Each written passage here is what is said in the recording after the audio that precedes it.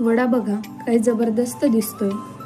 Crisp बघा, एकदम कुरकुरीत वडा बनवून तयार होतो. आज आपण कुरकुरीत व खुसखुशीत असा साबुदाणा वडा बनवतोय आणि त्यात सोबत चटणी सुद्धा बनवत आहोत. चला मी तुम्हाला एक वडा फोडूनही दाखवते. एकदम हलका होतो, आतमध्ये एकदम हलका आणि बाहेरने एकदम कुरकुरीत असा वडा तयार होतो. तुम्ही बघू शकता.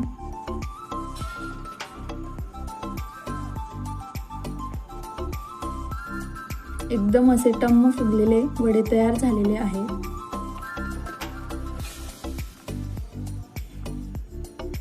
पहिले आपण चटणी बनवणार आहोत. तर त्यासाठी मी इथे साखर, खोबरे, मिरच्या, शेंगदाणे, जिरे आणि चवीनुसार मीठ घेतलेले आहे. खोबरे आपण किसून घेणार आहोत.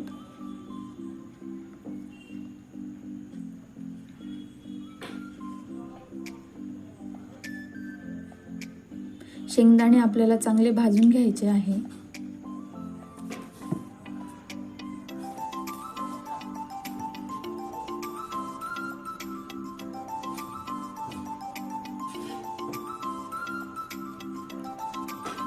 आता एका मिक्सरच्या भांड्यामध्ये हिरव्या मिरच्या, मीठ, साखर, जिरे, किसलेले खोबरे आणि भाजलेले शेंगदाणे टाकून व त्यात थोडे पाणी टाकून हे वाटण दळून घ्यायचे आहे.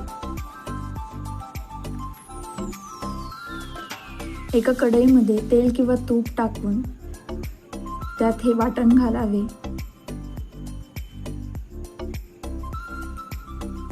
हे वाटण तेलामध्ये चांगले परतून घ्यावे.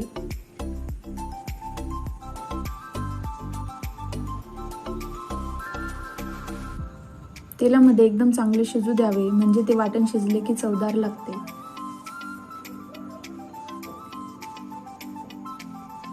तुम्हाला जेवढे हवे तेवढे तुम्ही पाणी यामध्ये ऍड करू शकता.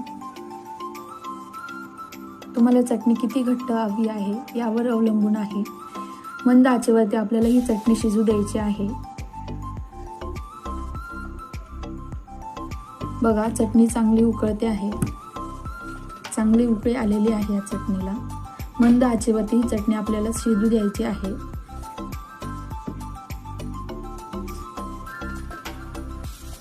आपली चटणी तयार आहे बघा. आता आपण वड्यासाठी इथे भाजलेले शेंगदाण्याचा कूट, बटाटे,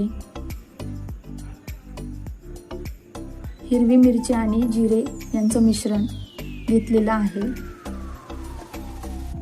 आता साबुदाण्यामध्ये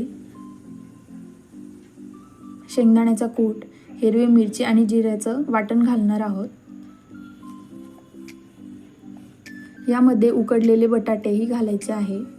चवीनुसार मीठही टाकायचे आहे. हे बघा, बटाटे चांगले कुस्करून टाकायचे आहे. हे मिश्रण चांगले मळून घ्यावे, म्हणजे ते एकसारखे होते.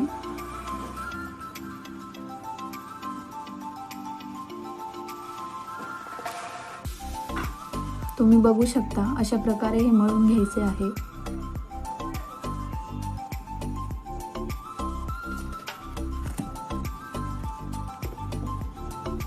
हाताला थोडे तेल लावून थोडा गोळा घेऊन तो एका आकारात बनवून घ्यायचा आहे.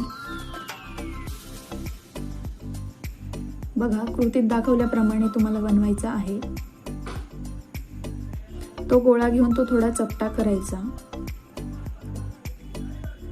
वडा करताना मध्यभागी वडा अजिबात जाड ठेवायचा नाही, कारण तो मग तळल्यानंतर कच्चा राहतो आणि फुटण्याची शक्यताही असते.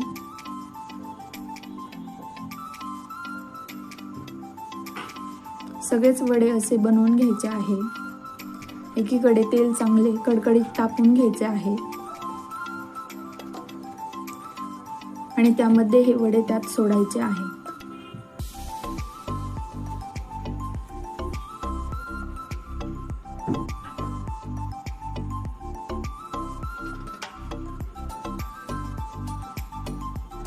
बघा, किती छान तेलामध्ये वडे खेळत आहेत. वडेही आपल्याला चांगले गोल्डन ब्राऊन असे तळून घ्यायचे आहे। मंद आचेवरती हे तळून घ्यायचे आहे आपल्याला।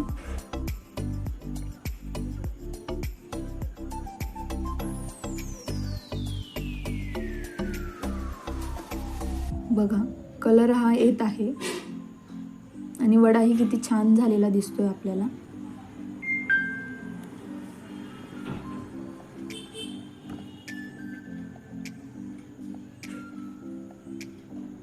बघा आपले वडे तयार आहेत।